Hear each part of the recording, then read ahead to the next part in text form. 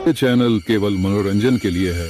हम किसी भी तरह के अंधश्रद्धा को बढ़ावा नहीं देते। शहर के जाने माने रईस हीराचंद और उनकी पत्नी सुजाता की चमचमाती महंगी कार बंगाल की एक पुरानी बस्ती की सुनसान गली में एक बेरौनक से पुराने मकान के बाहर आकर रुकती है।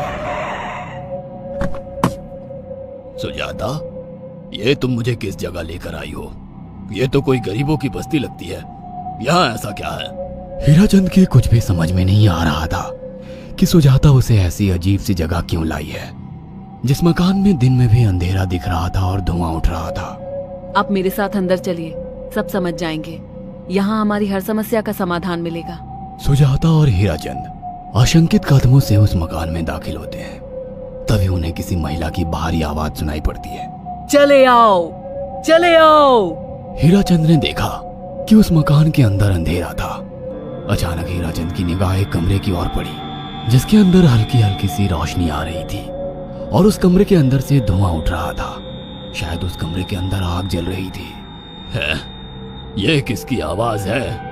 यहाँ इतना अंधेरा क्यों है और ये धुआं कैसे उठ रहा है? मेरा तो यहाँ दम घुट रहा है। सुजाता और हीराचंद धीरे धीरे कदमों से उस कमरे के अंदर चले गए। अंदर वाले कमरे में बिखरे बाल वाली एक खूबसूरत सी बूढ़ी औरत सामने जल रही आग में एक मुर्गी की गर्दन काटकर उसका खून गिरा रही थी और मुर्गी का शरीर छटपटा रहा था।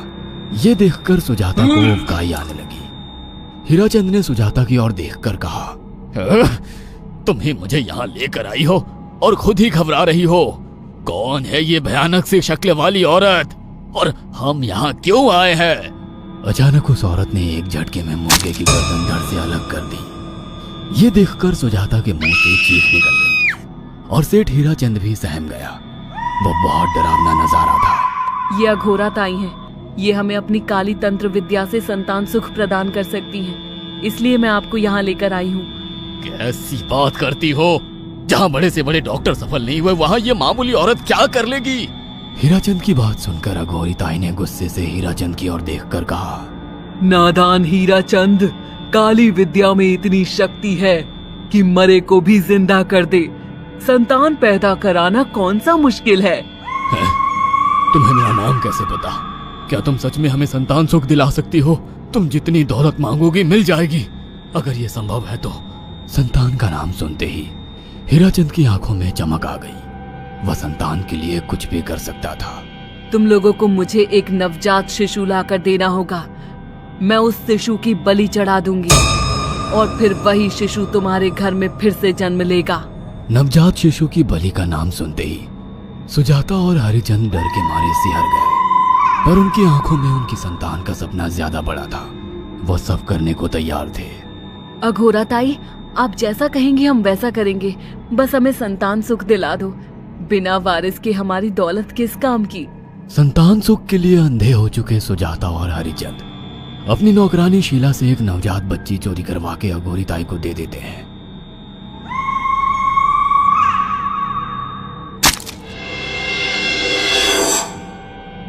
उस शिशु की बलि से सुजाता गर्भवती हो जाती है। देखा आपने अघोरा की तंत्र शक्ति? मुझे उस पर पूरा भरोसा था। चलो चलकर उन्हें धन्यवाद कहते हैं। हीराचंद और सुजाता अघोरा ताई के पास पहुंचते हैं। वो दोनों बहुत खुश थे और अघोरा पर उन्हें अंधविश्वास हो गया था। अघोरा ताई, आप महान तंत्रिका है। आपने वो चमत्कार कर दिखाया जो बड़े बड़े डॉक्टर नहीं कर सके। ये काली विद्या है बेटा।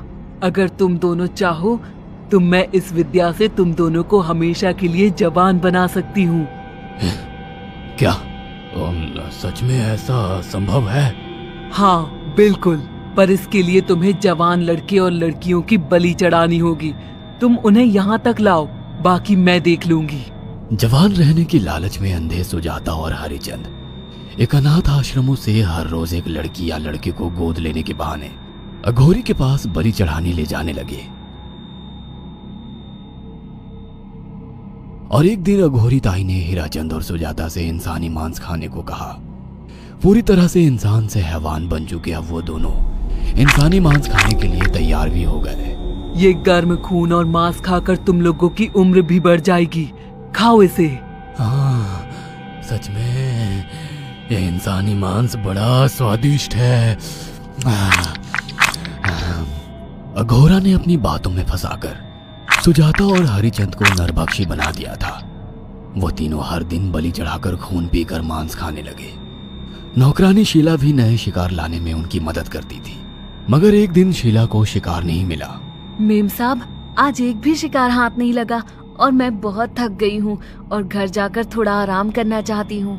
कोई बात नहीं शीला, एक छोटा सा काम है, तुम हमारे साथ चलो, लौटते में हम तुम्हें घर छोड़ देंगे। जी मेम साहब। शीला नहीं जानती थी कि शिकार नहीं मिलने से सुजाता और हरिचंद अंदर से बौखला गए थे और उनके दिमाग में एक शैतानी चाल चल रही थी। सुजाता, ये बेहोशी की दवा है। शीला के कार में बैठते ही तुम उसे सुंघा देना। आज हमें इसी की बलि देनी होगी। इसने हमारे यहाँ का बहुत खाना खाया, अब हम लोग इसे खाएंगे। वैसे भी ये आगे चल के हमारे लिए खतरा बन सकती थी।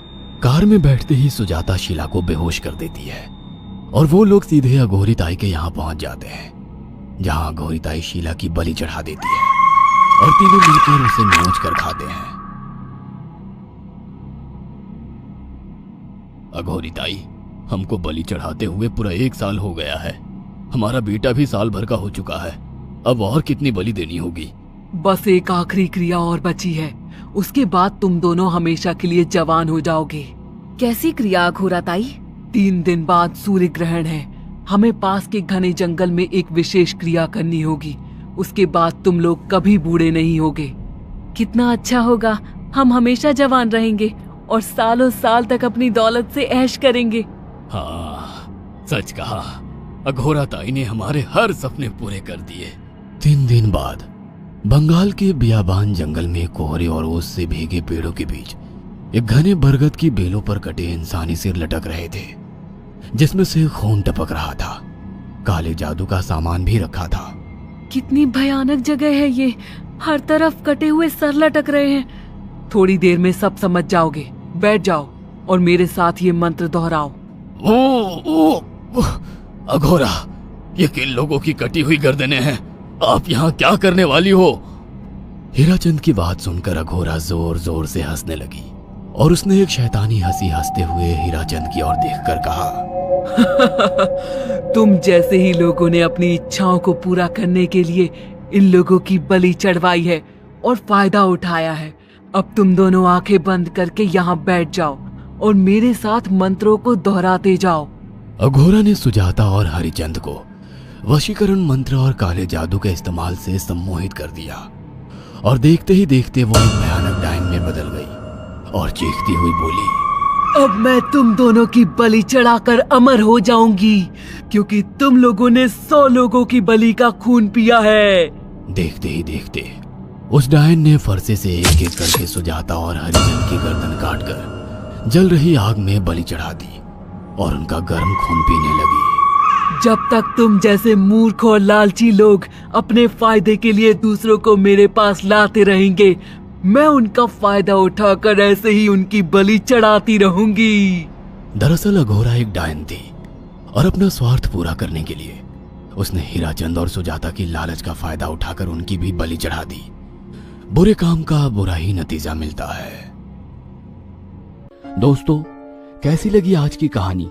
हमें कमेंट सेक्शन में कमेंट करके जरूर बताइएगा। और हाँ दोस्तों, सब्सक्राइब करना भूलना मत।